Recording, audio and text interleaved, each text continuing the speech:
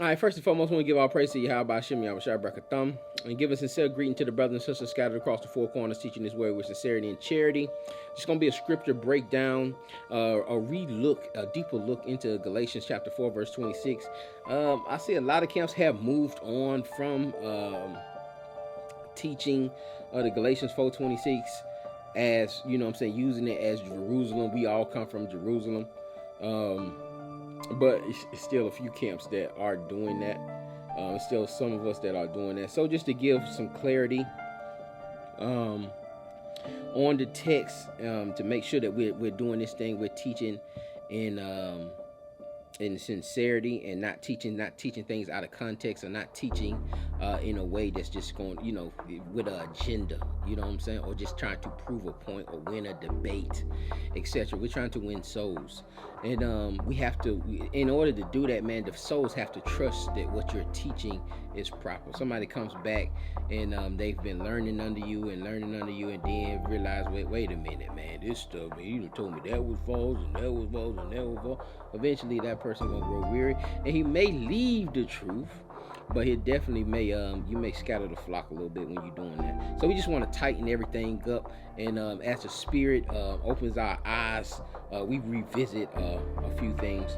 And today we're going to be revisiting Galatians chapter 4, verse 26. So, a lot of times we'll use this to prove that we come all from Jerusalem, that we're not from Africa, or we're not from America, or whatever the case may be, that we all come out of Jerusalem. Brother's going to be trying to tell you, man, you African. He's like, wait a minute, I'm not African, brother.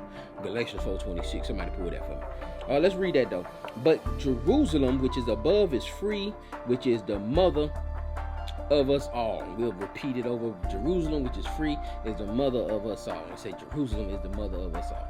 Let's go ahead and get the context of what's happening. To get the context, you want to read, start at verse 22 to see exactly what is being said here. All right.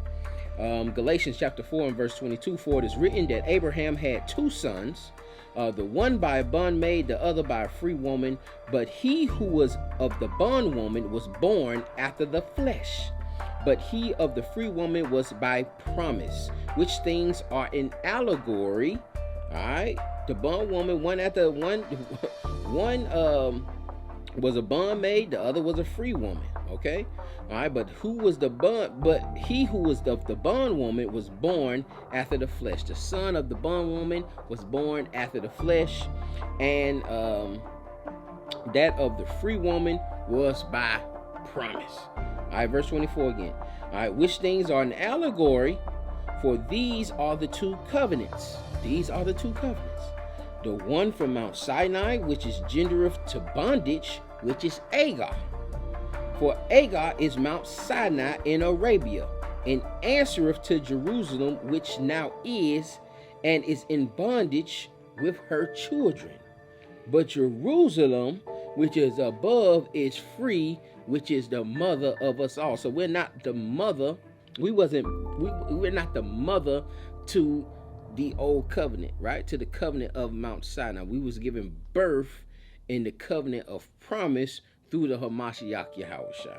All right, but we're just dealing with that, just showing that was actually an allegory being used. Jerusalem, come us all.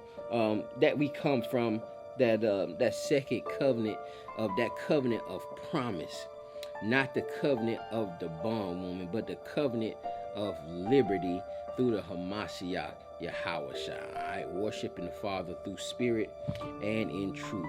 All right, with that, I hope that was edifying. That's all I wanted to really just hit that, so we don't use that that scripture out of context. It should bother you if you have to do that. If you're using that and you're getting the intel, you're getting the information, that should bother your spirit a little bit if you use that out of context. Sometimes when I see that, that's probably why I did the video. I know that's why I did the video. I seen some of my brothers using that, and so I just wanted to bring that out so we can get some clarity on it. And again, just building each other up through the spirit. And with that, we're gonna say shalom.